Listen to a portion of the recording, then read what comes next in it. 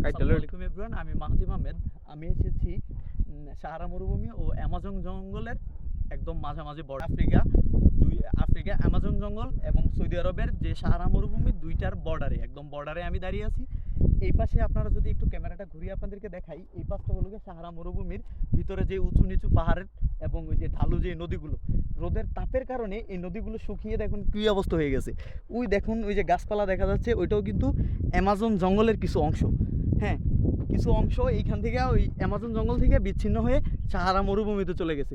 হ্যাঁ, আপনাদেরকে যদি আমরা যদি ঠিক ক্যামেরাটা অপর দিকে ঘুরিয়ে দেখাই, এই পাশটা পুরোটা হচ্ছে গিয়া অ্যামাজন জঙ্গল। আপনি দেখুন পুরাটা জঙ্গল আর জঙ্গল। ওই যে দেখুন নিচে বাঘ দেখা যাচ্ছে, একটু জুম করে দেখান তো।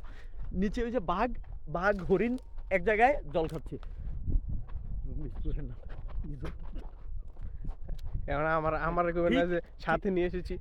আমাদের সাথে আছে, আমি হচ্ছে গিয়া আপনার যে আমরা দুজন এসেছি এখানে পুরো লাইফ রিস্ক। আপনি দেখেন এখানে কি বড় গর্ত, এই গর্তের পরে এই দেখেন কি গাছ, বারবার উষ্টা গিয়ে পড়ে যাই। আমার সাথে আছে আমাদের সেফটি হিসেবে ক্যামেরাম্যান পাবেল দেওয়ান। এই পাবেল দেওয়ান, আসসালামু আলাইকুম এভরিওয়ান, আমি আছি আপনাদের সাথে পাবেল দেওয়ান।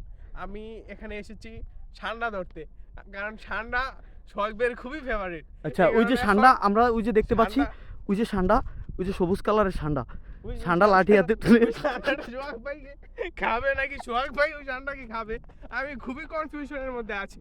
গাইজ আপনারাই কমেন্ট করবেন, কে ষান্ডা সোহাগ ভাইকে খাবে না সোহাগ ভাই ষান্ডাকে খাবে।